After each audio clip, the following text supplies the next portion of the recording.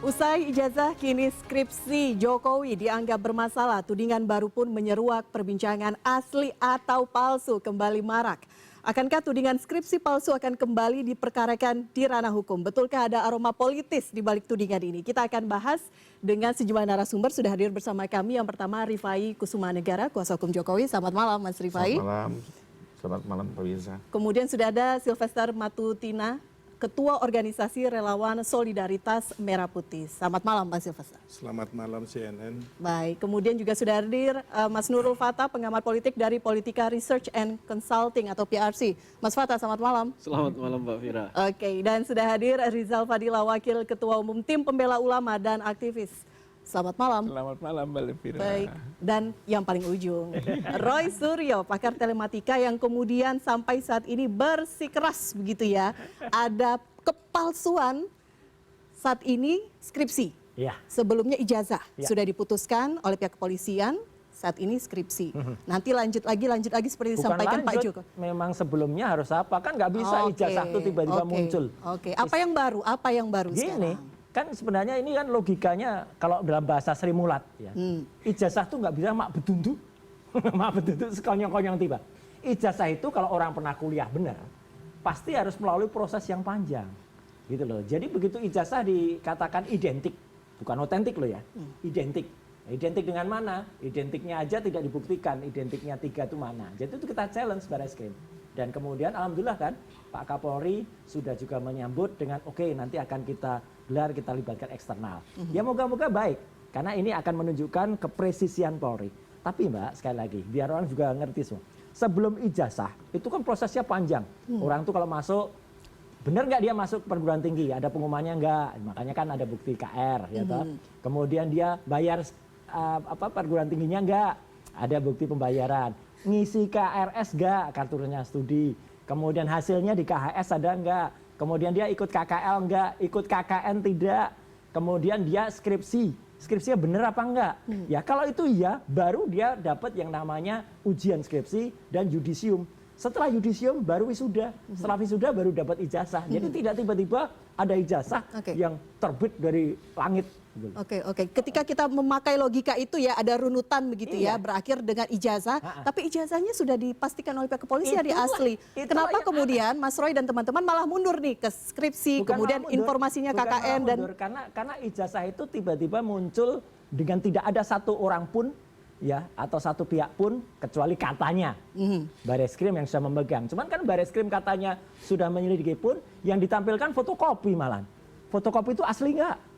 Ya kan fotokopi terlipat lagi, ada timpahnya, ada tetesan cairan lagi. Enggak, yang ditampilkan gitu. ada kok. Mas Roy, sorry. Ya. Ini yang Mas Roy bilang. Nggak bisa. Nggak dengar dulu. Nggak bisa dipakai. Ya, ini fotokopi, ini yang aslinya. Lah, kenapa nggak yang asli ini itu yang dibesarkan? Ditampilkan. bisa ditampilkan ke kamera ya, Bang Silvio. Ini logika terbalik, ini Sri Mulat lagi nih. Ini Sri Mulat lagi. Tapi intinya kan ini asli nggak? Nggak bisa dipastikan tuh asli. Nggak bisa dipastikan tuh asli.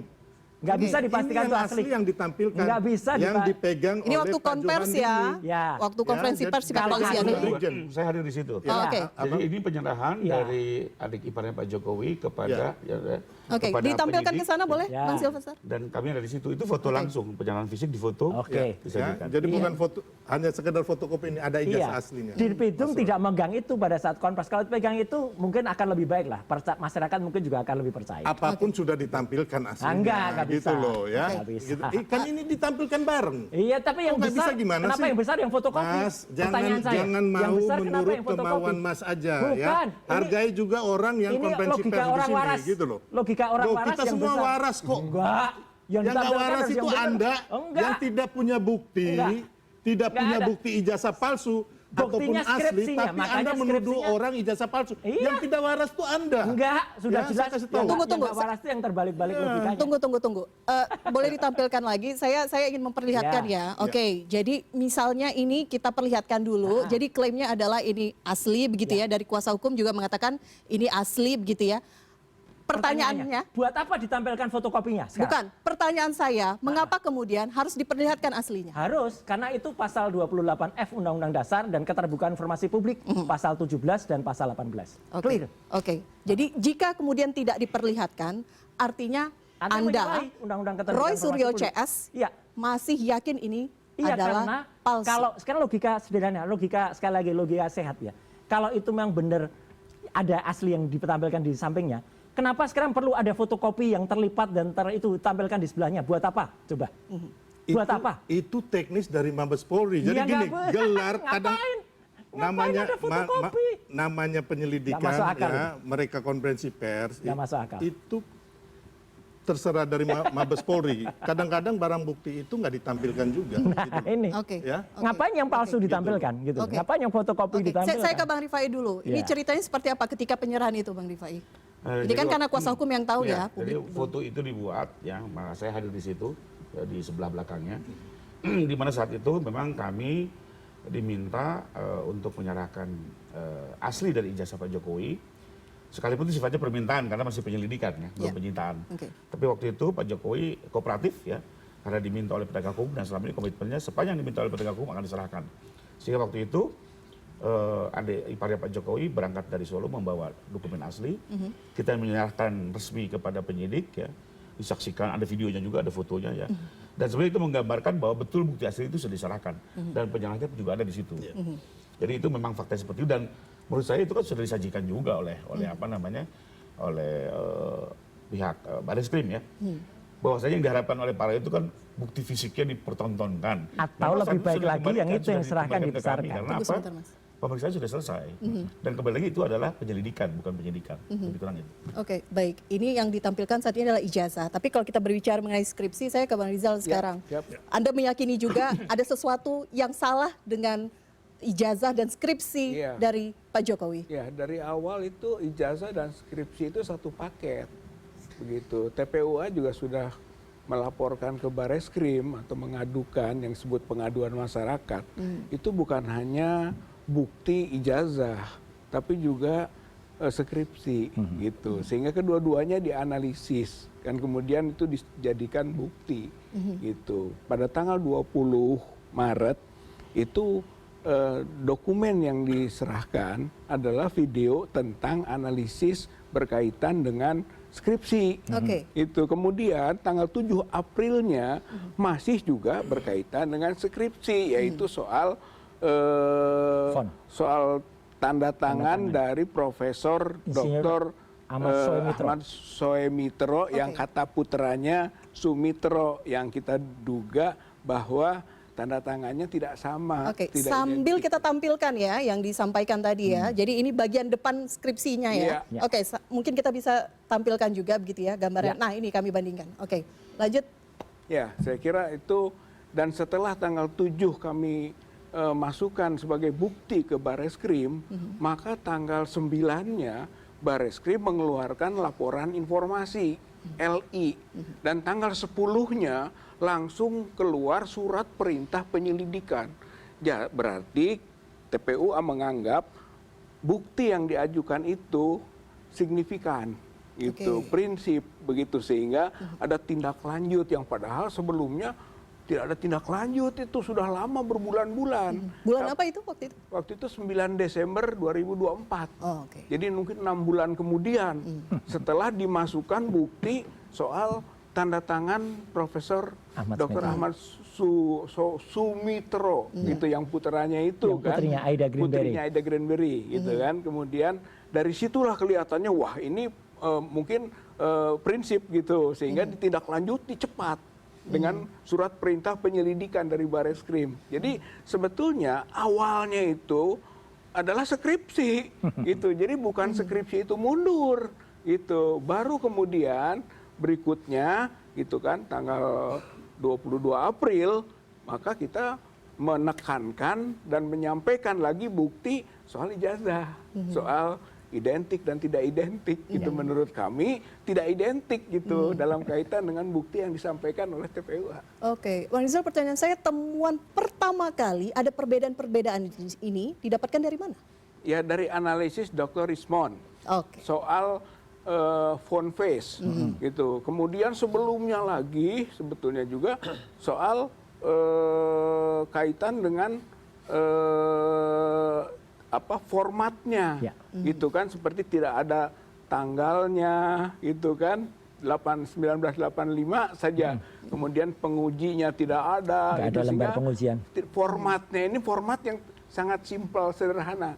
Gitu. Kemudian dikaitkan tadi dengan analisis font face dari Dr. Rismond. Gitu kan, bahwa ini adalah Times New Roman. Gitu. Sedangkan sebaik kalau analisis 1985 itu DOS, bukan Windows. Itu analisis itulah yang kami masukkan sebagai bukti ke Bareskrim. Gitu. Oke, ini menjadi salah satu juga yang terus dikumpulkan oleh Mas Roy Suryo. Oh iya, jadi kan sekali lagi namanya itu kan suatu proses edukasi, proses pembelajaran di kampus. Sekali lagi kalau ini semua pernah belajar ya, sampai menulis skripsi dan diwisuda dengan benar, itu harus urut. Tidak begitu saja tiba-tiba terbit ijazah. Ijazah bisa saja terbit, ya, tapi mungkin itu aspal, asli tapi palsu. Mungkin juga tidak dari UGM, tapi dari UPP, Universitas Pasar Pramuka. Ya itu kita bisa pesen di situ, gitu loh. Dari mana? Sayang Pasar Pramukanya udah kebakaran. Nah, ya, tunggu dulu. gitu. Tudingan ini dari mana nih? Buktinya apa? Ada, itu sudah terjadi. Makanya tudingan itu benar atau enggak, saya mohon kepolisian menyidik itu ya, menyelidiki itu. Karena ada yang mengucapkan, seorang kader senior sebuah partai. Ada tokoh mantan pejabat publik, Gubernur Lemhanas, yang itu mengucapkan. Dan tadi siang, ini informasi terbaru nih, baru CNN yang dengar. Tadi siang yang bersangkutan di Semarang tidak menolak statement itu. Ya, orang sebut ya, mantan Gubernur Lemhanas tidak menolak itu. Dan disebutkan juga nama-nama orang di situ. Ada 6 orang yang disebut. Ada Andi, ada Widodo, ada siapa Tidak lagi. menolak atau no comment? Tidak menolak, karena dia bilang saya kenal dengan Vitor gitu. Kemudian saya tahu peristiwa itu, saya ikut mengantar gitu ya. Jadi clear banget gitu statementnya. Ya kalau Vitor saya juga kenal ya, dari 2014. Jadi Vitor ini kalau kita ngomong dia akan lakukan apapun untuk sesuatu. Udah, ini clear. Vitor itu teman saya. Ya, jadi contohnya di kantor staf presiden dia bilang, bro, kita pakai telepon ini untuk nelpon pengusaha. Itu Vitor, bos. Oke, jadi kita disclaimer ini ya. Gak apa-apa, ini biar aja nanti. Karena yang Victor bersangkutan berhadapan tidak dengan hadir di saya. sini ya. Yang bersangkutan tidak hadir di sini ya. Enggak, jangan. Ini pernyataan saya bisa saya pertanggungjawabkan. Ya tulis kalau pertanggungjawaban. Anda nggak usah tulis. ngatur ya. Enggak, Itu saya juga bicara nggak ngatur. mengenai Kalau Vitor. Vitor itu sudah ada di media massa, Ya, bisa Vitor dipercaya. itu Kalau ini kawan kan baru saya. omong-omong. Vitor itu kawan saya, Mas Roy. Anda nggak usah ngatur. Ya kan? Biar saya Anda bicara. nggak ngatur saya. Saya bicara sebebas. Anda nggak punya hak nggak ngatur saya. Ya, Anda nggak bisa mengatur saya. Saya mau ngomong mengenai Vitor. Ya sudah. Ya Tapi kan itu enak kan belum saja. ada di Emang media massa. Anda siapa gitu loh. Sekarang saya jelas bicara lah. mengenai Saya Vitor, bicara kampus, makanya ya. saya bilang kampusnya kalau UGM itu Jadi jelas. Vitor itu Bukan kawan kampus saya Ruko yang sejak sudah lama. ditutup. Ya. Ya, Baik, bukan baik. kampus Ruko yang sudah ditutup. Saya S2, kau nggak usah ngomong S2-nya gitu. mana? Saya S2-nya mana? sudah di Payana sekarang. Layak. Oke. S1-nya mana? Udah Mas Roy, ditutup kan? oke, Kampusnya udah ditutup kan? Baik. Tapi saya kan udah lulus ditangkap oleh asli. Diput. Emang kenapa? Baik. Ngomong pribadi. Oke, kita tidak masuk ke Makanya ranah nggak pribadi ya. pribadi, Roy. Lah makanya kamu juga jangan melulu saja. Kau ngambil panci-panci gimana? Itu bohong. Kau ngambil panci. Itu bang, itu udah ada. Kau ngambil panci. Kudet, Ya. kurang Oke. update. Kau ngambil Bodoh. panci-panci Bodoh. 2 truk bawa ke rumah kamu di Jogja. Bapak-bapak, kita ingin Udah ada putusan diskusinya pengadilan. lebih mencerahkan. Ini bodoh Baik. banget ini. Baik. Orang ini kudet Mas banget. Roy, mohon Orang dijaga ini kudet kata-kata. banget. Ada bawa Baik. panci. Nggak ya ada kan? itu. Oke. Udah ada putusan pengadilan. Udah ada putusan diri pengadilan kamu dan saya dan menang. keluarga kamu. Oke, banget. baik. Bodoh Tunggu banget dulu. ini. Oke. Kau yang Orang ini bodoh. Bapak-bapak, oke. Nggak kondusif, saya harus jeda. Kami akan kembali sesaat lagi di Prime News. Bodoh, Mas. Tetap bersama Itu ada kami. putusan pengadilannya.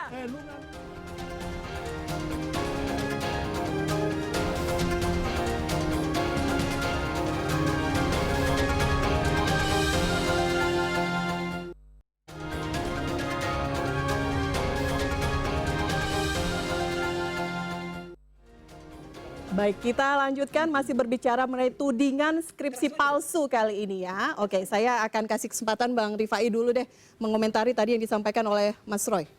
Yang tentang apa nih? Tentang Tadi ada video. pernyataan-pernyataan tadi ada disebutkan Oke, juga. yang video Pak Kasmunjo dulu ya, Yes. yang Ya. baru muncul Oke. nih. Jadi pertama kami melihat bahwa itu sifatnya informasi yang bebas ya. Karena apa? Karena pertama pengambilan wawancara itu ada caranya, Mbak. Jadi mendatangi rumah orang secara mendadak gitu ya, tanpa izin, langsung ditanya-tanya di pintu, itu psikologisnya pun kita masih pertanyakan gitu ya. Jadi kedua, keterangan itu tidak berharga karena keterangan yang berharga itu adalah keterangan yang disampaikan di BAP ataupun di muka persidangan. Apa-apa yang terjadi di luar tidak akan menjadi pertimbangan. Nah, satu lagi menarik adalah kalau memang teman-teman ini mau menguji skripsi, di skripsi itu memang tidak ada nama Pak Kasmujo kok. Jadi apapun yang diterangkan kamus Pak Kasmujo ini tidak ada relevansinya dengan skripsi. Karena di skripsi itu jelas tadi sudah ditampilkan.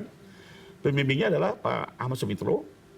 Di kata pengantar juga tidak ada nama Pak Kasmujo ya. Jadi kalau menguji skripsi yang ada korelasinya. Ya lain kalau teman-teman menguji pidatonya Pak Jokowi itu soal lain lagi, objek yang berbeda. Ya. Jadi menurut saya temuan ini tidak ada kaitannya dengan skripsi gitu ya. Apalagi belum menerima sebagai memiliki nilai hukum itu pertama. Kedua, saya mau mengomentari juga soal isu lagi nih, soal ada apa pernyataan baru ya. Pertama kembali lagi itu informasi bebas ya, yang belum diuji, apalagi waktu itu terus itu cerita dari cerita ya. Jadi secara hukum itu tidak bernilai. Kedua, kalau kita ikuti juga cara berpikir itu agak menarik. 2019 seolah-olah dibuat ijazah palsu untuk kepentingan gubernur. Pertanyaannya, kalau gitu pada saat pencalonan wali kota jauh sebelumnya, ijazah Pak Jokowi yang mana yang digunakan? Karena waktu itu sendiri ijazah yang digunakan terdaftar di KPUD.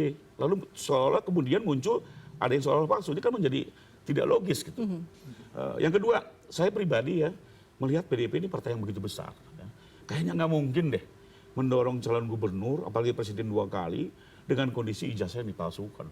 Apalagi menyebut nama tokoh-tokoh PDIP yang dibilang terlibat, bahkan mengetahui sejak awal. Ini kan konsekuensinya juga besar gitu ya. Jadi saya melihat ini kok, kembali lagi kayak berita kemarin, kapal di Raja Ampat gitu. Setelah ditelusuri, ya enggak juga akhirnya gitu ya. Lalu yang ketiga, kalau kami melihat adalah motif, Mbak. Kalau melihat tindak pidana itu pasti ada motif. Untuk apa Pak Jokowi memasuk ijazah S1? Sementara untuk jadi kepala daerah maupun presiden cukup ijazah SMA. Dan banyak kok presiden-presiden atau gubernur yang dari SMA. Jadi kenapa harus memasuk ijazah S1 gitu ya. Jadi kalau dari ini semua saya melihat ya ini gimmick-gimmick saja ya. Yang tidak bisa teruji kebenarannya ya. Dan ya kami cermati saja. Dan sejauh ini sih kami tidak bereaksi karena belum ada impact apa-apa. Oke. Tapi di pernyataan pers tim kuasa hukumnya Jokowi menyebutkan, Bang Rifai menyebutkan bahwa ini ada kaitannya nih politis-politis, wangi-wanginya aromanya ke sana nih. Ya kalau itu jadi gini, kemarin kan kami kan udah ngikuti dari 2 tahun yang lalu ya Pak Fadila yang mungkin ikuti. Jadi soal ijazah ini saya mau ralat juga deh Bang Fadila. Jadi sebenarnya tidak skripsi dulu, dari awal udah ijazah. Dari 2 tahun yang lalu tuh ijazah gugatan kami hadapi. Lalu akhir tahun muncul teman-teman yang mengklaim dirinya sebagai peneliti. Kami menghargai ya. Karena ini kalau kami dalam kacamata kami ini orang-orang baru nih, bukan orang-orang lama gitu ya. Kami cermati, kayaknya sebagai ahli nih. Kami ikuti dengan prasangka baik. Tapi ternyata semakin kesini kok statement-statementnya, sikap-sikapnya sudah tidak seperti peneliti. Karena peneliti itu syaratnya adalah dia harus independen, dia harus objektif. Ya. Seperti contoh, kalau seorang dokter melakukan otopsi, dia cukup hanya menjelaskan sebab kematian karena benda tumpul atau benda tajam. Tanpa perlu bilang bahwa pelakunya harus dinusakembangkan, pelakunya harus diasingkan. Itu sudah di luar kompetensi. Nah, kami melihat para peneliti kok terakhir-terakhir udah bicaranya lain. Ada yang bicara, kami ingin mengasingkan Pak Jokowi. Peneliti ini berupaya untuk mengumpulkan bukti-bukti loh, ada fakta-faktanya juga. Jadi mengasingkan Pak Jokowi adalah yang bilang, kami ingin merusak kembangkan agar tidak bisa berinteraksi dengan pejabat lainnya. Kayaknya dari segi apa yang statement yang disampaikan sudah di luar kompetensinya. Dan kemarin kami sampaikan kepada teman-teman Polda, ini banyak faktor yang menurut kami ini tidak bernilai sebagai ahli gitu ya. Lalu sekarang bagaimana teman-teman coba mengumpulkan lagi, mencari, itu buat kami wajar-wajar saja Mbak. Kami juga sering menjadi kuasa hukumnya terlapor atau tersangka ya. Bahwa mereka memang harus sekuat tenaga mencari bukti-bukti yang mungkin bisa mematahkan argumentasi. Tapi kembali lagi, dalam hukum itu dikenal ada 2. Ada direct evidence, ada circumstance evidence. Direct evidence sudah jelas. Pertama, UGM sebagai lembaga yang kompeten. Menurut Undang-Undang Sisdiknas maupun kaidah-kaidah hukum dalam putusan MK. Bahwa lembaga penerbitlah yang menjadi kaidah. Mereka menyatakan ini asli. Kedua, lapor juga direct evidence bilang ini asli. Ya. Bahwa mereka mencari circumstance evidence untuk mencoba menggoyang ini wajar-wajar saja. Cuma kalau saya sarankan adalah ini direct evidence sulit untuk dibantah. Lebih bagus kita fokus ke Polda. Ya. Nah teman-teman boleh nih berikan ini di Polda gitu ya. Nanti kalau ternyata dari circumstance evidence ini menguat, ya tentunya akhirnya apa? Tidak terbukti misalnya ijazah itu asli ya. Dan dengan sendirinya juga dakwaan akan melemahkan kan begitu ya. Artinya jika ada bukti baru silahkan laporkan lagi ke polisi. Bukan, diajukan dalam pembelaan nanti gitu. Jadi ada forumnya dibanding kita lempar-lempar di media ya, juga tidak bernilai secara hukum ya. Lebih bagus kita fokus kepada perkara di Polda karena yang di sana maupun tidak mau sudah berhenti. Yang ini jalan. Nanti misalnya naik menjadi penyidikan, ada hak-hak dari ada bocoran ya naik ke penyidikan? Ya belum tahu juga, makanya kemarin juga kami meminta ini kepada Polda ya untuk maju. Tapi artinya silakan ini dimunculkan gitu ya. Dan itu biasa. Kalau Mbak ikutin misalnya kasus almarhum Vina Cirebon ya. Terjadi bukti yang saling kontra kan begitu. Di kasus juga misalnya Kopi Syadida terjadi bukti yang kontra ya. Biarkan nanti hakim yang menilai gitu. Daripada ini tidak bernilai dan tidak selesai, putar-putar terus di media gitu. Oke, kita biarkan Mas Fata yang kemudian menilai ada apa dengan Jokowi yang bersangkutan berulang kali dibicarakan. Semuanya cukup seksi tentang Jokowi, ijazah, skripsi, mau masuk PSI konon. Mas Fata, ada apa dengan Jokowi ini? Sebenarnya ini mestinya saya yang nanya ini, kenapa Jokowi terus menjadi pembahasan yang menarik gitu. Tapi jangan Mas Fata yang nanya. Mas Fata nggak dianalisa. Mau jadi presenter. Tapi karena kita sudah diminta untuk menjawab itu ya Bang. Ya. Jadi untuk menjawab itu Mbak, kenapa hari ini Jokowi itu terus menjadi pembahasan yang menarik di publik, kita harus menarik dulu ke awal munculnya yang namanya Jokowisme ini. Jadi munculnya Pak Jokowi. Ini menarik, udah ada Jokowisme gitu ya, udah ada PS ini. itu kan yang dimunculkan oleh Oke, baik. Jadi awal munculnya Pak Jokowi ini kan yang dilakukan Pak Jokowi adalah melakukan praktek politik populisme. Gitu. Praktek politik populisme ini dilakukan secara pragmatis, yang kemudian dia ditunjukkan dengan cara-cara yang lebih soft, berbeda dengan lawan politiknya pada saat itu 2014 dan 2019 Pak Prabowo yang dicerminkan sebagai sosok populis juga, tapi lebih tegas gitu. Nah awal muncul perpecahan publik dari awal ya itu antara dulu kalau kita ingat itu kata cebong dan kampret. Nah itu. Nah praktek populisme Pak Jokowi ini dicontohkan dengan gaya-gaya Pak Jokowi turun langsung ke lapangan menyerap keinginan-keinginan masyarakat dengan yang kita sebut sebagai belusukan itu. Itu awalnya. Nah setelah itu Pak Jokowi juga membangun citra dirinya, membangun kekuatan politiknya. Itu tidak semerta-merta hanya bergantung pada elit politik. Tapi Pak Jokowi juga membentuk simpul-simpul di bawah. Yang namanya relawan itu. Ada Projo yang paling besar itu kan. Ada yang lain-lain itu. Munculnya relawan ini yang kemudian pada saat Pak Jokowi menjadi presiden, menjabat sebagai kepala negara, relawan-relawan ini menjelma menjadi broker-broker. Itu setelah menjadi broker-broker inilah yang menyampaikan visi misi Pak Jokowi di bawah. Baik itu dalam rangka menggalang suara, mencari curug suara di bawah. Gitu. Diperkuat dengan narasi yang dilakukan oleh buzzer-buzzernya. Narasi apa yang dibangun? Yang dibangun adalah narasi tentang Jokowi adalah pemimpin yang melekat dengan rakyat, pemimpin yang dekat dengan rakyat, pemimpin yang menentang elit-elit yang berkuasa sebelumnya. Gitu. Akhirnya sampai hari ini gerakan yang dilakukan Pak Jokowi ini melekat dalam atau tertanam dalam memori kolektif masyarakat.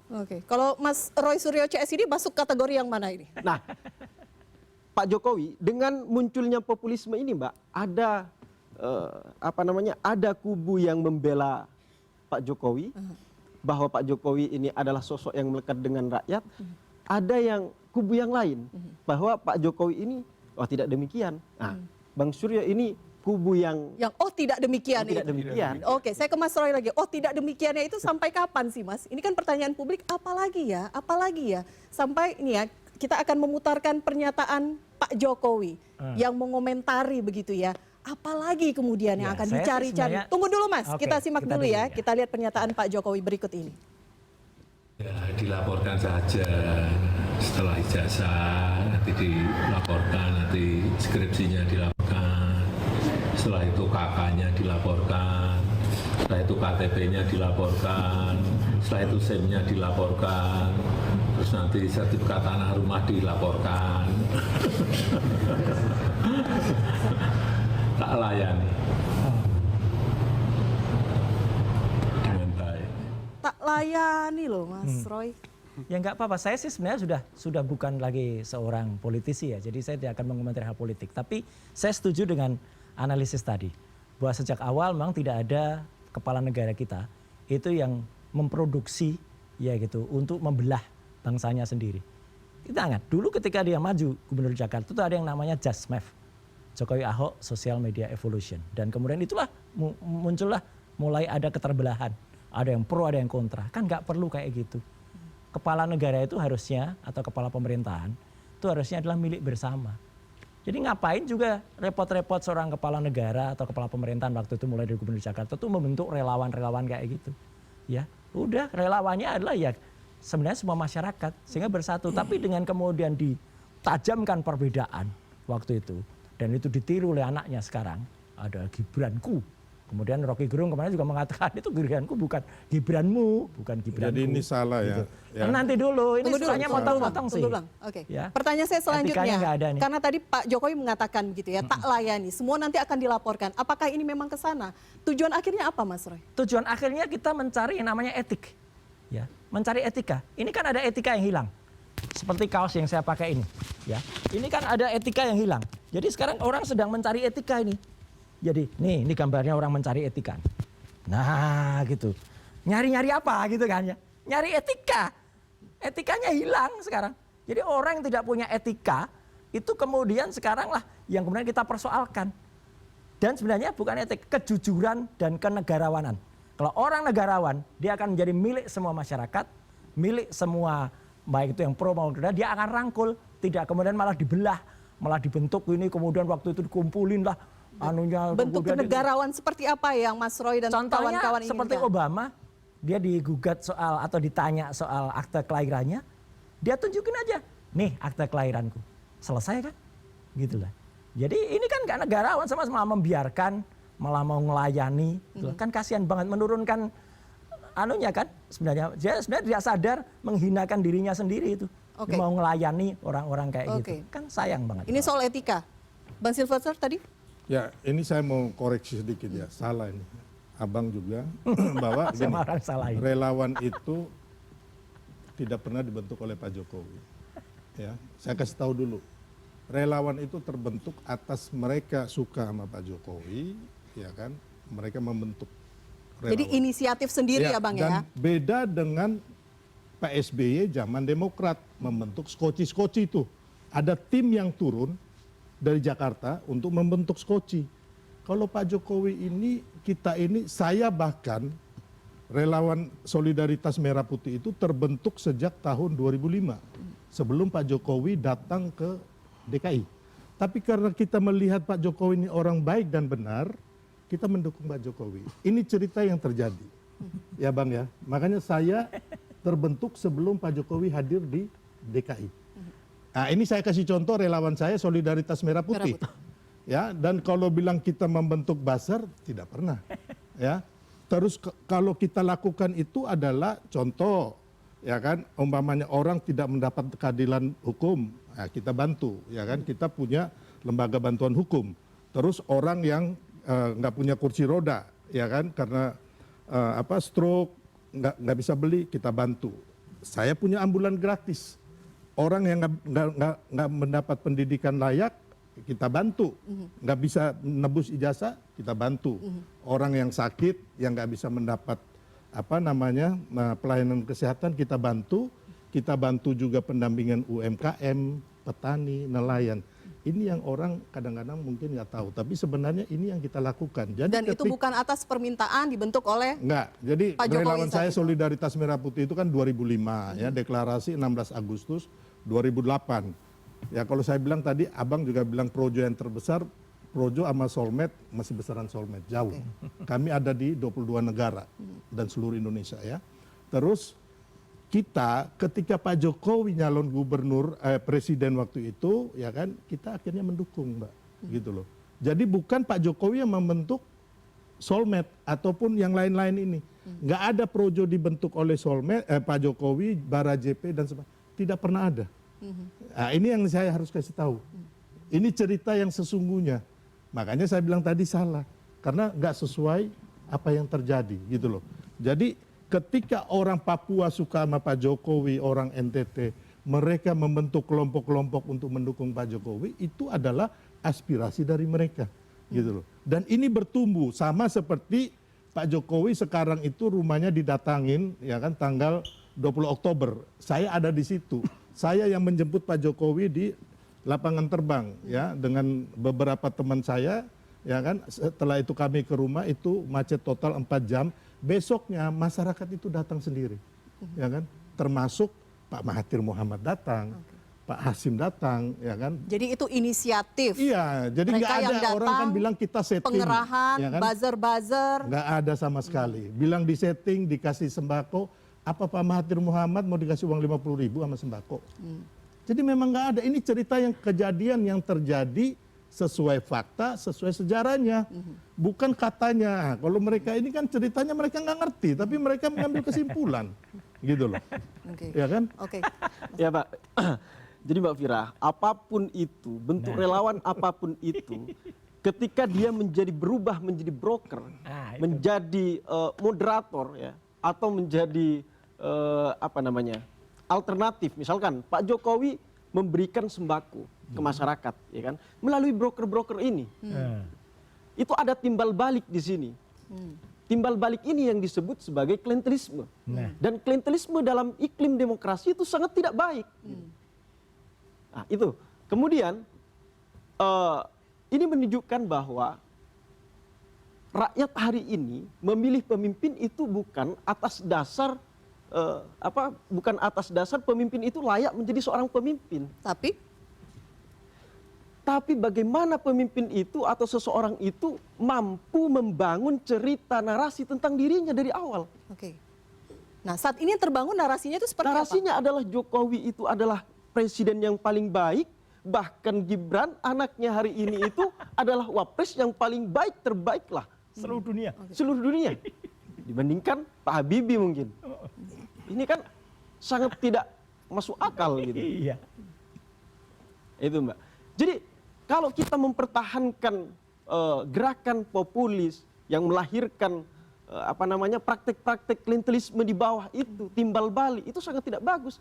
Karena sekarang begini Mbak, pengalaman saya di lapangan sebagai konsultan politik juga, masyarakat hari ini itu yang diinginkan itu sembako. Jadi bukan programatik yang ideal gitu. Jadi sembako-sembako ketika pemimpin memberikan sembako itu dianggap baik. Sama jika kita berbicara narasi, kemudian ketika ini kemudian ramai kembali gaduh, siapa yang kemudian diuntungkan, Mas Fatah, Bapak-bapak? Kita akan bahas usai jeda. Tetap bersama kami di Prime Plus.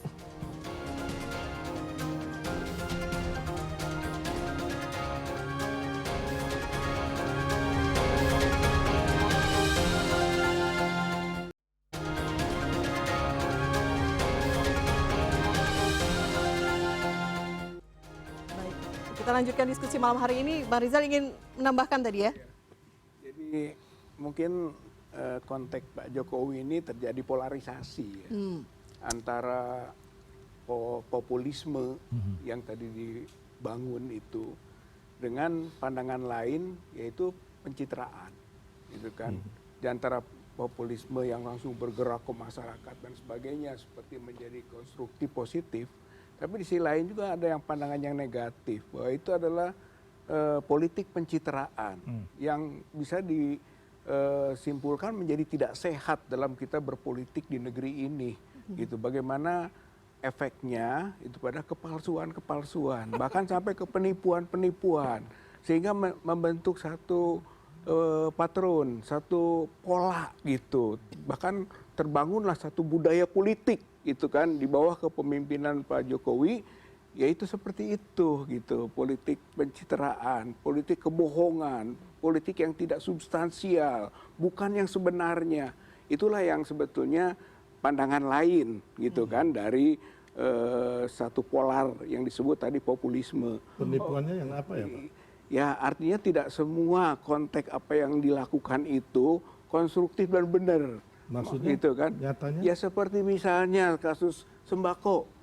Itu apakah populisme kah? Traktor.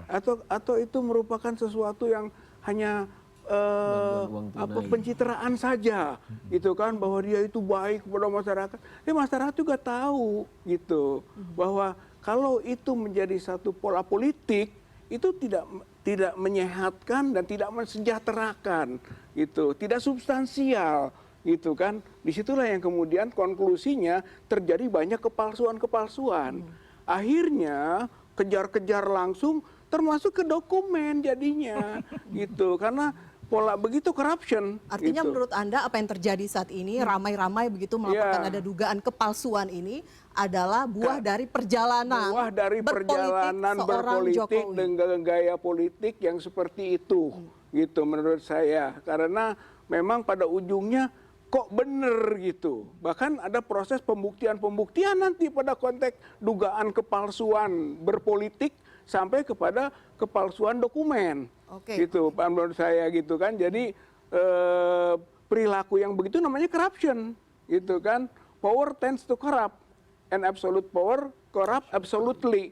Jadi memang karena kekuasaannya dominan, ya dia korupsi. Tapi kan sekarang udah posisinya tidak memiliki. Tidak, walaupun Power itu bagaimana lagi full. itu kan ikutan. Oke. Gitu, dan terbukti yang orang menyebut dengan cawe-cawe itu berarti itu masih ada sisa kekuasaan dan pengaruh-pengaruhnya masih dianggap ada. Oke, Gitu kan. Bang Satu Rifai. lagi yang sangat tidak bagus adalah dia menerapkan pada saat dia memerintah.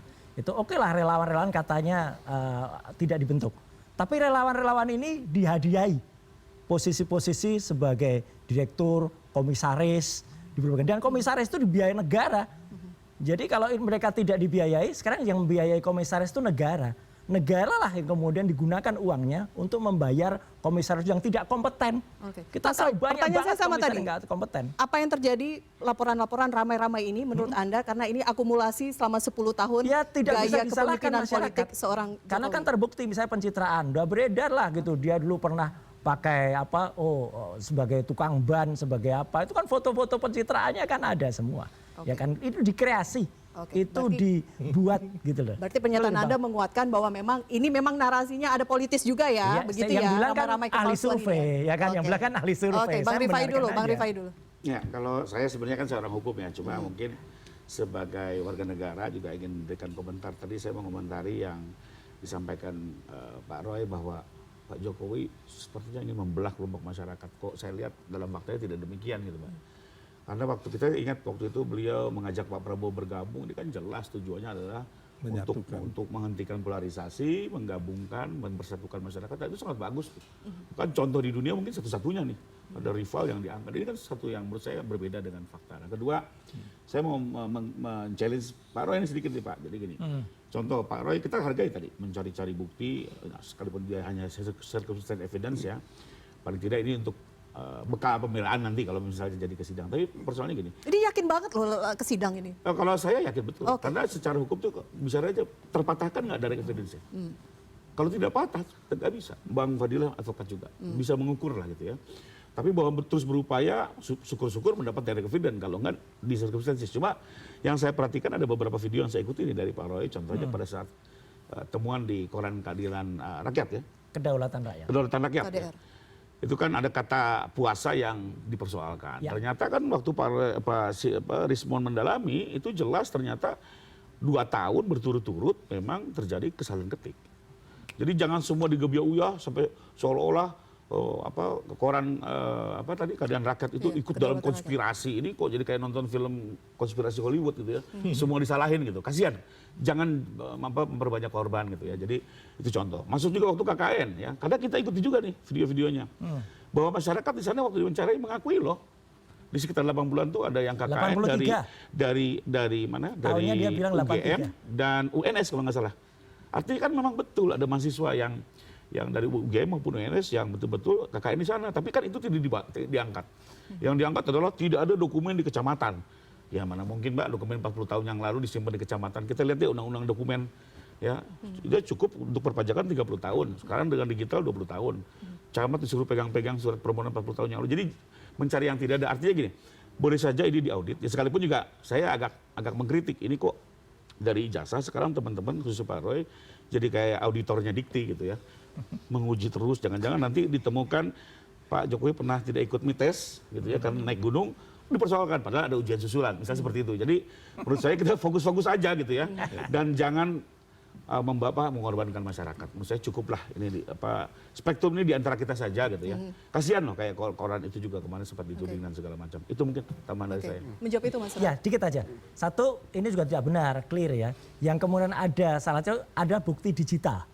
Ya, bukti digital kita sulit mau percaya karena ini yang terjadi di perpustakaan daerah Jogja tahun 80 itu semua komplit kecuali ada 2 bundel. 2 bundel itu diambil gitu loh, diambil katanya diambil petugas, diambil aparat. Ngapain harus diambil? Apakah koran itu barang bukti kejahatan? Kenapa harus diambil? Itu kan supaya nggak bisa lihat. Dan tahun sebelumnya kan kita lihat Agustus tahun 79, jelas betul perkataannya itu bulannya adalah Pasa atau Poso, bukan puasa. Yang ada puasa itu digital. Lah kalau digital dengan mudahnya banget lah itu bisa diedit. Kemudian soal desa KKN, iya desa KKN itu udah kelihatan banget tuh ada orkestrasi di sana. Orang ngomong 83. 83 Pak Rifai. Orkestrasi seperti apa Mas Roy? Ini Ya. kan karena kita tidak ke lapangan, tapi Ya. Mas Roy Ada lengkap videonya, bisa dilihat di Oke. Bali Academy atau di Sentana, bahwa orang ditanya tuh kayak sudah oh ya dulu ada pria berkacamata dibonceng naik Vespa gitu. Pria berkacamata itu siapa? Gitu. Ternyata ada juga foto lain yang konon diunggah oleh salah seorang kader PSI. Ternyata nggak ada yang kacamata di situ, gitu loh. Betul. Jadi artinya kan ini aneh.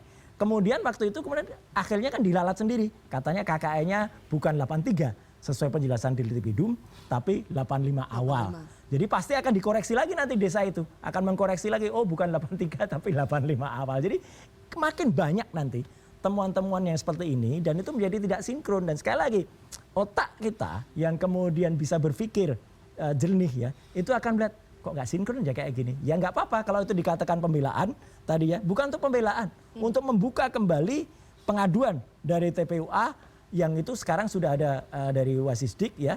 Untuk itu membuka kembali dan kita tagih janjinya Pak Kapolri gitu lah. Kalau memang benar-benar presisi, buka kembali dengan gelar perkara khusus, undang dari kedua belah pihak. Jangan hanya satu pihak, tapi undang kedua belah pihak, termasuk ahli-ahli yang mau dihadirkan. kedua belah pihak siapa saja? Kedua belah pihak artinya pihak pelapor dan pihak terlapor. Oke. Ya kan, Jokowi sebagai terlapor. Jadi kalau kita tunggu di sidang ketika Jokowi menjadi terperiksa atau tersangka atau terdakwa, bukan sidang ketika dia melaporkan, itu nggak ada ruangnya. Gitu loh, jangan membodohi juga gitu loh. Nggak ada ruangnya. Nanti kalau para ahli ini sudah disangkakan dengan pencemaran nama baik, nggak ada waktunya. Nanti pasti akan kasus Bambang Tri dan kasus Gus Nur. Itu sudah membuktikan mereka di penjaranya gara-gara fotokopi.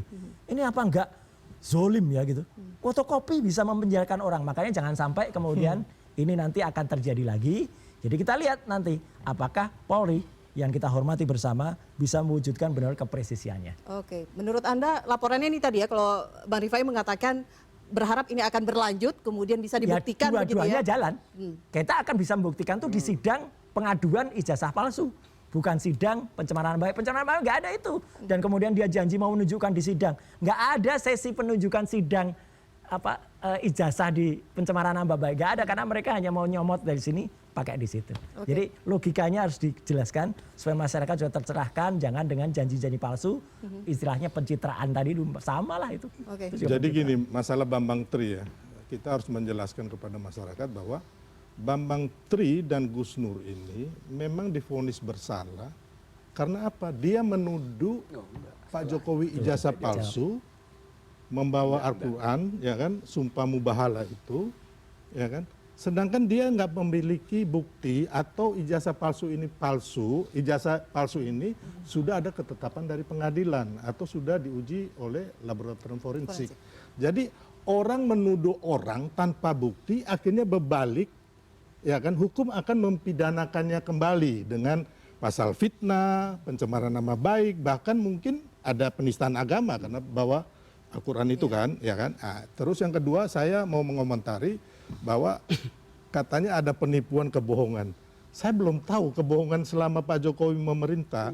Kalau melakukan kebohongan, saya orang paling di depan yang akan menghantam, gitu loh. Karena selama ini saya belum pernah lihat Pak Jokowi melakukan kebohongan, terus melakukan pelanggaran konstitusi atau melakukan abuse of power. Terus yang kedua, masalah sembako. Sepengetahuan saya, ya, Pak Jokowi itu pemenangan di Solo, wali kota 2 kali, gubernur, presiden 2014, 2019, tidak ada membagikan sembako. Ya, ini. Sembako itu dibagikan ketika Pak Jokowi sudah menjadi presiden. Saya pun mendapat karena waktu itu Covid. Ya kan, kita bagi ke masyarakat-masyarakat yang waktu itu Covid memang nggak ada penghasilan gitu loh. Bahkan bukan hanya sembako itu dari Pak Jokowi, ya kan, dari teman pengusaha, dari kantong pribadi kami, bahkan kami membuat nasi bungkus untuk ojek-ojek online gitu loh. Terus buruh tukang cuci. Jadi bukan arahan langsung. Enggak. Oke. Dari kantong sendiri. Dari kantong sendiri. Dan ada putusan MK-nya, Bang. Iya. Jadi ini kan pernah diuji persoalan ini waktu pilpresnya. Ya, Jokowi, kemarin. dari kubu Pak Prabowo, dan sudah jelas dalam putusan MK itu tidak terbukti. Makanya Pak Fadila, mohon maaf, kalau ada bilang itu ada kebohongan, ya kan, selama ini Pak, mulai pemenangan Pak Jokowi, ya kan, udah clear di Mahkamah Konstitusi, terus di DPR, di MPR, kemarin Prabowo Gibran. Kalau memang ada kayak pembagian sembako tadi, harusnya digugat dong. Kan teman-teman Bapak itu yang di 01 Anies Baswedan, itu kan pengacara top semua, begitupun yang 03. Kenapa bukti-bukti ini nggak Anda bawa, Bapak? Oke, jadi artinya Jangan Anda membuat opini atau framing tapi tanpa bukti gitu loh. Ya, saya. Ya. Jadi yang pertama itu nggak benar bahwa Gus Nur dan Bambang Tri itu divonis karena melakukan tuduhan ijazah palsu yang tidak terbukti. Tidak. Itu putusan Pengadilan Negeri Surakarta, iya. Tapi itu dikoreksi oleh Pengadilan Tinggi Semarang dan oleh Mahkamah Agung. Bahwa bukan itu Gus Nur dan Bambang Tri dihukum. Tapi ujaran kebencian. Jadi nggak ada hubungan dengan tuduhan soal ijazah palsu. Artinya tuduhan itu diabaikan dan mungkin konklusinya sebaliknya benar gitu, karena tidak dinyatakan salah begitu, karena tidak dinyatakan salah gitu, maka jadi benar. Itulah yang kemudian bisa menjadi kesimpulan hukum bahwa Bambang Tri dan Gus Nur yang menyatakan ijazah palsu, ijazahnya memang palsu. Begitu, karena tidak dinyatakan oleh Mahkamah Agung dan Pengadilan Tinggi salah. Begitu. Jadi yang dibuktikan atau terbuktinya delik ujaran kebencian. Jadi ini poin penting saya kira untuk jangan sampai dijadikan itu bukti gitu kan, bahwa Bambang Tri dan Gus Nur melakukan tuduhan yang hoax. Bukan itu loh, itu tidak dihukum. Satu itu. Nah kemudian yang kedua gitu kan, berkaitan dengan masalah kebohongan, saya kira publik udah tahu lah gitu. Bahkan juga mahasiswa banyak melakukan penilaian-penilaian dari mulai soal impor nggak impor, dari soal 11.000 triliun di kantong, kemudian SMK, itu indikasi-indikasi, bahkan akhirnya boleh disimpulkan juga oleh publik yang sebagian tentu saja menyatakan bahwa memang Jokowi ini presiden pembohong. Begitu. Saya kira itu juga menjadi satu hal yang nggak bisa diabaikan gitu kan. Dan tentu tidak mungkin ada penilaian begitu tanpa ada evidence, tanpa ada bukti-bukti gitu. Jadi sampai akhirnya terbentuk pola. Pola itu sampai kepada dokumen. Begitu. Dan dokumen ini yang kita bongkar gitu. Kemudian dianalisis, dicari pembuktian-pembuktian. Terjadilah indikasi. Begitu. Sampai kepada akhirnya yang diputuskan oleh pihak Barreskrim yang ternyata juga itu dikritisi. Begitu. Sehingga ada harapan atau tuntutan lagi bahwa ini harus diselesaikan dengan gelar perkara ulang. gelar perkara ulang itulah yang kemudian menurut Perkap 6 tahun 2019-nya itu namanya gelar perkara khusus begitu. Jadi Pak Fadila ya, mohon maaf, kita nggak bisa hidup bernegara ini berdasarkan katanya, berdasarkan opini, berdasarkan framing, tapi kita hidup harus berdasarkan bukti atau goal yang terjadi. Ya, saya kasih tahu, mengingatkan bahwa Pak Jokowi ini mayoritas rakyat itu masih mencintai. Ya, pertama, kenapa? Itu opini. Oh enggak, bukti ini saya buktikan ya, buktinya ya, menang wali kota 2 kali, Opini. menang gubernur, terus kemarin presiden 2 kali menang, kemarin mendukung Prabowo Gibran menang telak. Nah, itu yang saya bilang goalnya. Jadi kalau saya ada fakta-faktanya. Kalau Bapak itu yang opini ceritanya ini. Apakah Gitu loh. menang itu murni? Nah, Ataukah banyak yang masih melakukan penilaian terjadi kecurangan dari Makanya, kemenangan ini, itu? ya, ini kan Gitu ini konyol. Saya Ini kira manusia itu nggak juga harus waras, dijadikan ya, konyol. bacaan Karena juga. apa? Pak Fadila, Gitu. kalau Anda bisa membuktikan, baru Anda bicara. Sekarang itu kemarin gugatan di MK 01 dan 03 dengan begitu banyak pakar-pakar hukum dan juga lawyer-lawyer yang hebat, itu gagal, bos. Putusan MK seperti yang kasus Gibran itu dikritisi, Iya. bahkan ada koreksi. MK. Jadi tidak kita mutlakkan putusan MK itu benar. Putusan Lalu MK yang mana? MK mengenai etik. Iya Gibran, Yang Gibran ya, MK. putusan 90. Iya 90 Putusan 90, itu oke. kan. Jadi gini, kemudian berdampak itu kan kepada Pak, sampai Pak, kepada putusan- kebijakan. Menurut Bang Rizal ini ada kaitannya dengan apa yang kemudian ramai teman-teman cari buktinya saat ini? Ada, walaupun bagaimana gitu kan ternyata bahwa produk-produk formal seperti putusan MK, formal seperti pengumumannya Bareskrim itu tidak final, Oke. masih bisa dikritisi Mas Roy. begitu. ya terakhir sebelum aku pamit ya. Yes. Jadi artinya bolehlah mungkin sekarang boleh dikatakan oh ini masih hukum ya karena kemarin MK ada kroninya di situ, ada keluarga di situ. Tapi kan hidup itu kan tidak terpusat sampai situ. Insya Allah itu nanti akan terbukti semua. Ya. Jelas betul si rekap itu ya dan ada putusan juga dari KIP, Komisi Informasi Pusat. Ternyata data itu tidak murni, data itu sudah disetting di Singapura, kemudian itu ada kerjasama, ada kong kali kong antara KPU dengan Oke, satu. ini Jadi- agak jadi melebar. clear. Fokus kita tentang sekarang dugaan skripsi palsu. Ya, dua skripsi palsu itu insya Allah akan terbukti nanti. Jadi meskipun ini mungkin agak berat dan banyak liku, tapi no problem. Hanya sekali lagi saya bicara soal etika dan kenegarawanan. Kalau di luar negeri misalnya contoh di Amerika ada dugaan orang nyadap saja, Nixon, udah langsung mundur. Wah ini udah jelas-jelas misalnya kayak sekarang nih yang gambar ini. Ya kasus Fufafa misalnya. Masih coba tanya sing dua akun. Itu kan jelas tidak negarawan. Clear betul nanti juga akan terbukti itu. Atau sekarang ya dia masih mengelak Artinya soal apa? ijazah. Anda, Roy Suryo dan kawan-kawan Insya Allah ingin kemudian tetap ada akan- pernyataan dari Presiden Jokowi. Ya, bahwa nantinya kalau itu memang benar-benar jujur dan negarawan, rakyat Indonesia akan memperoleh hasilnya. Jika Dan tidak ada pernyataan itu dari Presiden Jokowi, nggak apa-apa kita buktikanlah Gusti Allah Subhanahu wa taala tidak sari. oke. Ya, aku nanggapin ini ya mengenai putusan MK. Pak Fadila, saya mungkin kasih pengertian detail mengenai gugatan MK yang dilakukan oleh anak-anak muda 21 pihak 8 bulan sebelum putusan MK 90 itu keluar. Ya, putusan itu adalah gugatan, ya kan, yang dilakukan untuk mengubah pasal 169 huruf Q dari Undang-Undang Pemilu nomor 7 tahun 2017. Yang mana akhirnya dari 21 pihak ini putusan MK 90 itu dikabulkan. Jadi ada beberapa gugatan 21 pihak. Ada yang rata-rata semua ditolak kecuali satu yang Almas. Almas ini tidak ada hubungan sebab akibat dengan Pak Jokowi dan Pak Mas Gibran.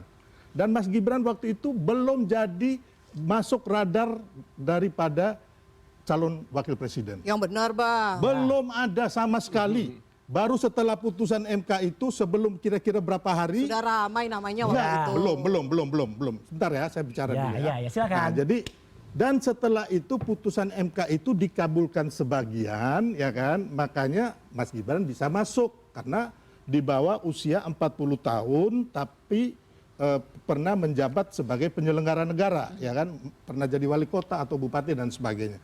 Setelah itu akhirnya diprotes sehingga akhirnya MK ada MK ya kan melakukan sidang, ya kan, mengatakan bahwa Pak Anwar Usman bersalah. Tapi putusan MK ini akhirnya dianulir ketika Pak Anwar Usman mengajukan gugatan di Petun. Karena apa? Karena akhirnya dibatalkan karena ketua MK itu adalah Profesor Jimli Asidiki, itu masih menjabat sebagai anggota DPD.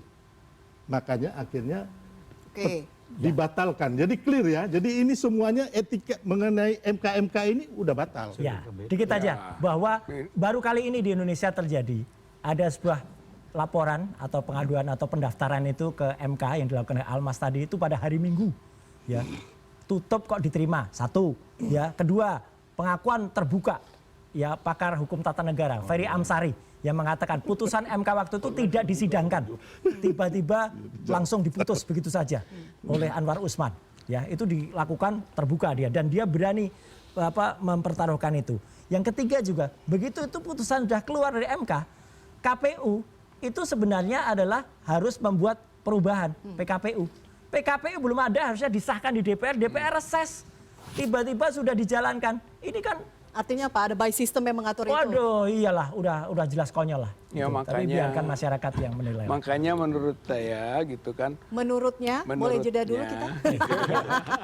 Kita jeda. Pamit, Karena Mas Roy mau pamit, ya. ada agenda selanjutnya. Mas Roy, terima kasih ya. Terima kasih Sudah semuanya. diskusi bersama kami malam hari ini. Kita jeda dulu, Bapak-bapak. Kami masih akan kembali di Prime Plus sesaat lagi.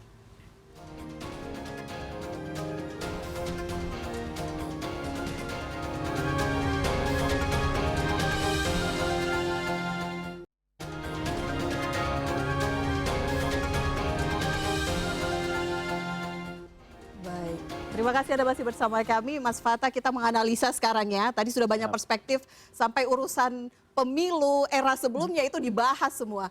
Tapi kita berbicara mengenai seorang Jokowi sendiri. Apakah betul gitu ya? Ini purna tugas tapi masih sekarang top of mind masyarakat. Ya, ini betul apa yang disampaikan Bang Sylvester tadi bahwa masyarakat mungkin masih sayang dengan Pak Jokowi hari ini gitu ya. Nah, ketika masyarakat itu masih sayang hari ini, itu juga dampak dari populisme yang saya sampaikan tadi gitu. Periode pertama dan kedua, Pak Jokowi approval rating terkait tentang Pak Jokowi ini tidak pernah berada di under 70%, selalu di atas itu. Kemudian setelah itu Pak Jokowi juga berhasil membangun emosional masyarakat, itu yang disebut sebagai emosional elektoral gitu. Jadi masyarakat itu sudah tersentuh dengan gaya politik Pak Jokowi gitu, Pak. Kecuali Bang Rizal belum tersentuh.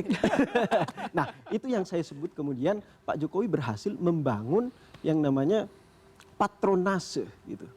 Didukung dengan narasi yang dibangun tentang Pak Jokowi tadi gitu. Apa? Didukung oleh siapa? Didukung oleh buzzer-buzzer tadi yang saya sampaikan gitu. Ini yang disebut sebagai digital patronage gitu. Tapi narasi sekarang yang terbangun itu justru memperkuat loyalis untuk mendekat merapat atau merusak citra seorang Jokowi. Nah, itu akan diuji nanti 2009 terkait ini memperkuat loyalis atau tidaknya, itu diuji nanti di 2029, Mbak. Kenapa? Pak Jokowi hari ini kan mendapat banyak gempuran gitu. Ijazah palsu, skripsi palsu dan lain sebagainya gitu. Pemimpin yang tidak berhasil gitu. Kenapa harus diuji di 2009? Ya, Pak Jokowi ini berlabuh ke partai apa nanti? Baik itu partai yang non parlemen atau partai parlemen. Kalau non parlemen kemudian partai non parlemen ini masuk di parlemen sebagai Pak Jokowi sebagai sosok sentral di sana, nah ini berarti Pak Jokowi memang punya loyalis gitu. Memang terbentuk get voter di sana gitu. Punya loyalis. Tapi ketika Pak Jokowi itu tidak berhasil, berarti selama ini dukungan terhadap Pak Jokowi hanya akumulasi dari dukungan partai-partai dan kelompok-kelompok relawan tadi gitu. Itu, Mbak. Oke, pertanyaan publik kan kalau memang sudah ada laporan ya Bang Rifai ya gitu ya. Jika ada kemudian ramai-ramai begitu menuduh seorang Jokowi melaporkan ke pihak kepolisian begitu. Apakah kemudian jika kemudian ada lagi banyak suara langkah dalam politis begitu ya, jika tidak kemudian melaporkan, artinya menikmati begitu spotlight saat ini yang diarahkan kepada seorang Jokowi. Pak Jokowi menikmati itu gitu. Ya tentu Pak Jokowi pasti menikmati itu Mbak, karena ini menguntungkan buat Pak Jokowi untuk mempertahankan posisi Pak Jokowi di panggung politik. Apa tujuannya? Tujuannya adalah mengamankan keluarganya gitu. Oke. Karena bicara soal keluarga Pak Jokowi ini masih panjang ke depan gitu. Oke. Mas Gibran tidak punya kaki sendiri. Kemudian menantunya Bobi itu tidak punya kaki sendiri. Kaisang tidak punya kaki sendiri. Mereka semua bersandar ke Pak Jokowi. Sehingga Pak Jokowi itu akan terus menikmati tentang apa yang berkaitan dengan dirinya pada saat ini gitu. Berarti bagus sebenarnya langkah Bang Rizal ini. Bang Rizal, komentar sedikit. Iya, saya kira itu jadi nepotisme gitu ya, jadi membenarkan tentang satu delik namanya nepotisme gitu. Tadi yang disebut ada upaya membangun keluarga gitu kan, mengangkat dan sebagainya. Itu di dalam Undang-Undang 28 1999 itu kan tentang KKN itu disebutnya nepotisme. Dan nepotisme menurut pasal 22-nya itu adalah delik, kejahatan. Ini yang sering masyarakat lupa. Seolah-olah membangun keluarga untuk jabatan-jabatan tertentu itu hal yang lumrah. Oh enggak, itu melanggar hukum. Itu ancamannya sampai 12 tahun itu maksimal. Itu nepotisme. Dan juga sebetulnya Pak Jokowi ini juga kita sudah pernah adukan melalui petisi 100 ke Barreskrim atas delik nepotisme. Justru pada waktu dengan dilantiknya Gibran itu terbukti nepotismenya gitu. Ini yang kita sampaikan. Oke, pertanyaan saya tadi ya disampaikan Mas Fata tadi. Ramai-ramai soal dugaan kepalsuan tanda kutip ini ya, Mas perlu dibuktikan di pengadilan. Itu menambah spotlight, cahaya ke arah seorang Joko Widodo di pentas politik.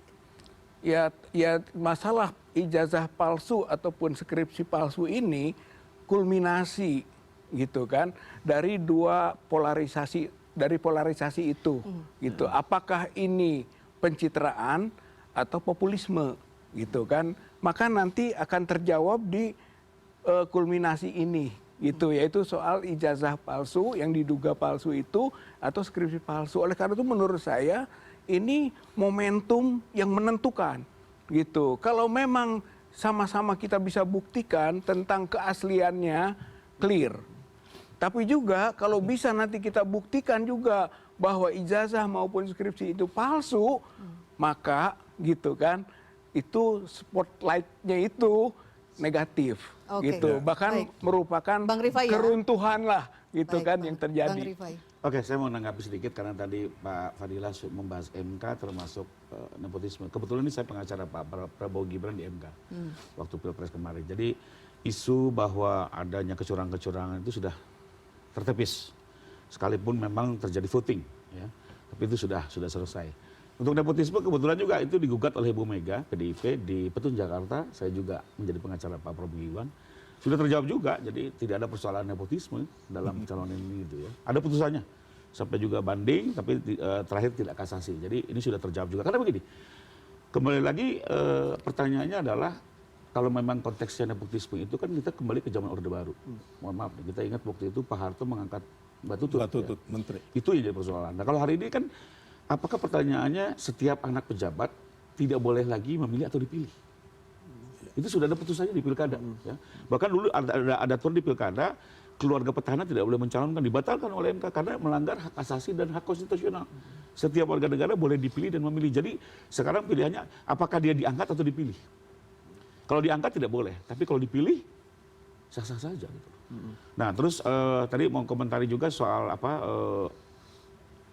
putusan MK yang terkait Gibran ya. Jadi waktu itu kan begini, oke ada putusan etik terhadap Pak Anwar Usman.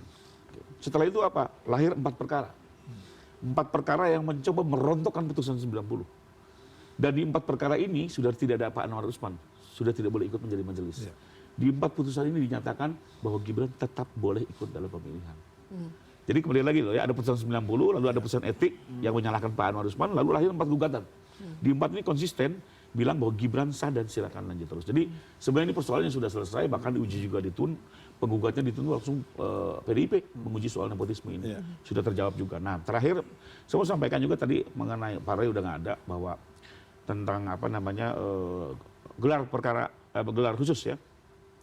Kami menghormati bahwa itu diajukan, tapi kami dalam posisi menolak tegas terhadap itu. Kenapa? Karena sebenarnya dari kami dalam kacamata kami, Barreskrim juga sudah terlalu berlebihan. Ya, karena menurut kami statement UGM itu sebenarnya sudah selesai. Kenapa? Karena yang bicara Undang-Undang Sisdiknas, Permendikbud bilang yang menyatakan sah tidaknya sebuah ijazah itu adalah instansi atau kepala satuan yang mengeluarkan. Kepala satuan yang mengeluarkan. Kedua, kaidah-kaidah putusan MK juga bilang dalam sengketa pilkada terkait keabsahan ijazah itu kepala satuan. Nah, sekarang sudah dinyatakan oleh UGM, tapi karena komplain teman-teman dibawa ke lapor. Buat kami tidak perlu lapor gitu, Mbak. Seperti pertanyaan umumnya untuk menguji keaslian sertifikat tanah.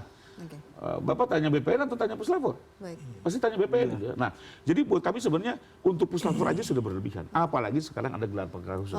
Apalagi yang dimunculkan itu yang dimunculkan hanya sekedar circumstances evidence yang juga tidak teruji ya gitu. Sehingga kami menolak ya, kami tetap meminta itu untuk tidak dilakukan dan kami fokus untuk mendesak perkara di Polda Metro. Singkat saja.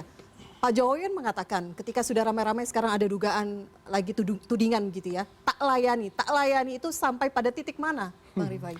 Ya intinya sih begini, kalau ini berdasarkan komunikasi kami ya, memang beliau sendiri sebelum melaporkan kan dulu juga sudah meminta untuk coba ditegur dulu secara terbuka 2 kali bahkan. Intinya sebenarnya sih bukan ke arah sana kok. Tapi karena sudah semakin terus menerus ya, sehingga beliau melihat ya ada hak pribadi juga yang perlu dijaga dong. Ya bayangkan ini joke-nya nih, jangan sampai Jan Etes lihat sosmed kok eyangnya memasuk ijazah, ini kan juga sesuatu yang nggak pas gitu ya. Nah tapi beliau juga sebenarnya waktu itu sempat tanya ke saya, kalau ini berjalan masih mungkin nggak ada perdamaian, dicabut atau RJ? Beliau tanya, saya jelaskan, karena ini delik aduan bisa, sekalipun ada delik umum sekarang ada restoratif justice. Artinya sih beliau lebih kepada ingin menjaga kehormatan. Bahwa terus dihantamin terus ya kembali lagi, mungkin salah satu caranya adalah ya tetap mengimbangi apa yang terus diserang gitu ya. Sekalipun nanti analisa politiknya ternyata diuntungkan juga oleh beliau ya. Mudah-mudahan kan begitu. Ya, jadi saya mengenai perdamaian itu saya udah tawarkan ke Mas Roy. Tapi kalau dia nggak mau ya kita mau bilang apa ya. Berarti kan nanti hukum yang bicara. Pak, mengenai yang saya bilang tadi ada kebohongan, Bapak tuh harus real secara nyata kebohongan ini apa. Bila perlu bawa ke hukum, bawa ke pengadilan. Kita nggak bisa membangun bangsa ini dengan narasi atau opini atau framing gitu, apapun yang terjadi kan. Nah, saya kasih contoh, makanya saya bilang tadi, ini banyak orang yang akhirnya menyerang Pak Jokowi, mengatakan Pak Jokowi bohong seperti Bapak ini, ya kan, akhirnya semuanya masuk penjara. Ya, Bambang Tri itu udah contoh, dia membuat buku Jokowi Undercover, yang ternyata hanya diambil dari pasal-pasal di media sosial, mengatakan Pak Jokowi itu komunis, PKI, anak Gerwani, ya kan? Gimana dibilang PKI, Pak Jokowi lahir tahun 61, PKI meletus tahun 65, hanya umur 4 tahun. Terus yang kedua, ada ketua DPD Lanyala Mataliti yang dulu mengatakan Pak Jokowi PKI komunis, bikin obor rakyat dan sebagainya, akhirnya mengakui. Artinya apa? Anda ingin menyampaikan hati-hati jika menuding harus ada fakta-fakta karena berdasarkan pengalaman harus bertanggung jawab secara hukum. Iya, ini saya harus potong kita membangun sistem kenegaraan yang baik buat bangsa kita. Gitu. Baik, Bang Silver, terima kasih. Mas Fata, penutup, waktu kita sudah habis. Baik, saya ingin menyampaikan terakhir Pak Jokowi hari ini sedang menunjukkan bahwa beliau adalah family man. Gitu, Mbak. Oke, singkat. Singkat. Family man. Semoga apa yang sekarang kita bicarakan saat ini juga bisa singkat begitu ya. Kita ingin melihat ada banyak isu-isu lain yang bisa kita diskusikan. Tapi sekali lagi kita menunggu bagaimana kebenarannya, kita tunggu proses hukumnya. Bang Rifai, terima kasih. Saya belum terakhir. Oh, tunggu dulu. Terima kasih ini karena minta terakhir. Singkat saja, waktunya sudah habis. Iya, justru pembuktian dari kejujuran, kebaikan itu pada sekarang. Ijazah ini dan skripsi ini. Saya kira Baru ini, ini adalah memang sedang berjalan, belum Ya, yang kemarin-kemarin kan berhenti, nggak belum ada ya. berhenti. Jadi inilah kita coba Baik. akan buktikan. Baik, kita tunggu ya. Baik, terima Pak kasih Jokowi. Bapak-Bapak sudah berbincang bersama kami di Prime Plus. Satu demi satu tudingan terus dilempar dari ijazah hingga skripsi seolah tak pernah selesai dan terus dikejar. Publik pun digiring dalam teka-teki tanpa tahu siapa dalang di balik narasi. Benarkah ini soal transparansi atau justru hanya sebuah sensasi? Saya Elvira Karunisa, terima kasih Anda sudah bersama kami. Kita jumpa lagi pekan depan di Prime Plus. Selamat malam.